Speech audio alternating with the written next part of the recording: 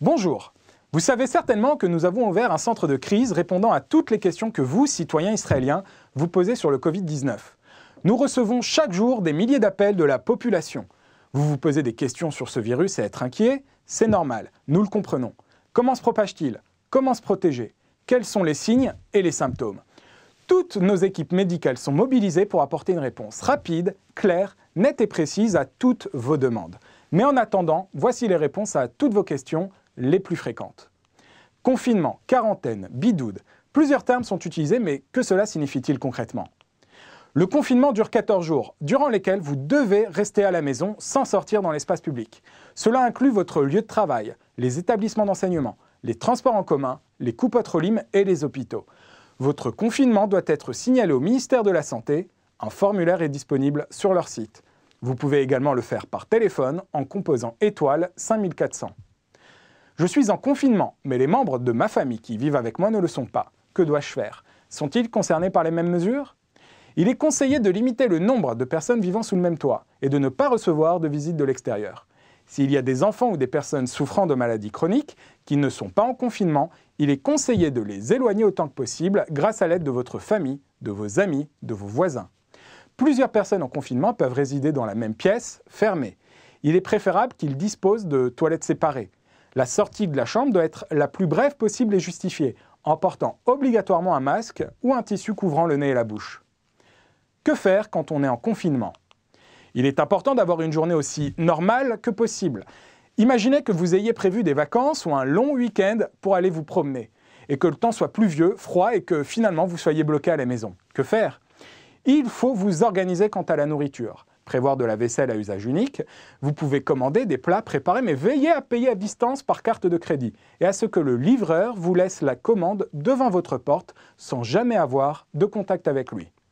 C'est le moment de faire tout ce que vous avez toujours reporté par manque de temps.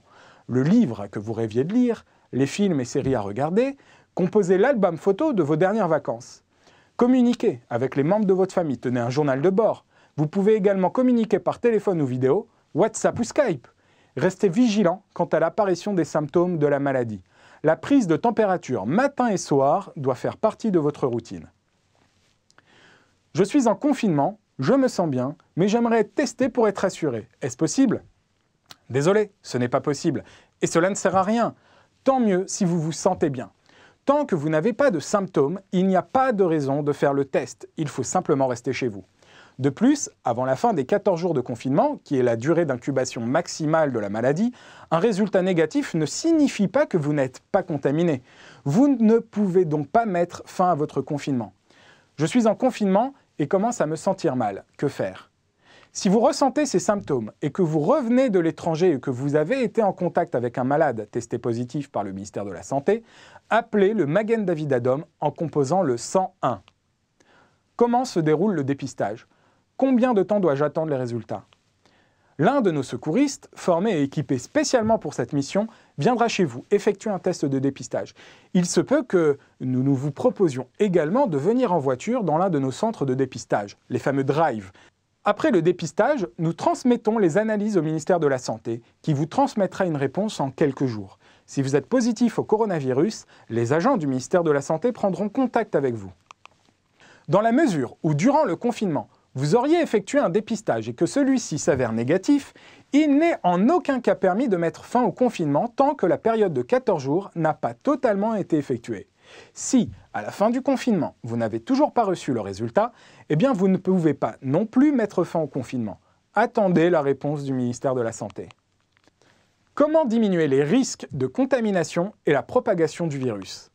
Quelques gestes simples peuvent éviter d'être contaminé ou de contaminer quelqu'un d'autre. Lavez-vous régulièrement les mains à l'eau et au savon ou en utilisant un gel hydroalcoolique. Toussez et éternuez dans le pli de votre coude, dans un mouchoir que vous jetez immédiatement. Les masques de protection sont comptés. Réservons-les aux médecins, secouristes et soignants qui sont en contact direct avec les malades et qui doivent se protéger pour continuer à vous soigner. Quand pourrais-je sortir de confinement? La période de confinement prendra fin 14 jours après le contact avec une personne infectée par le coronavirus ou après votre retour de l'étranger. Le 15e jour du confinement, si aucun symptôme grippal n'est apparu, vous pouvez ressortir.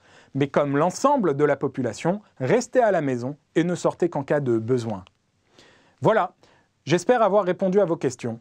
Nous sommes bien évidemment joignables 24 heures sur 24 au 101 et vous invitons à prendre connaissance des consignes et informations du ministère de la Santé. Il ne me reste plus qu'à vous souhaiter la brioute.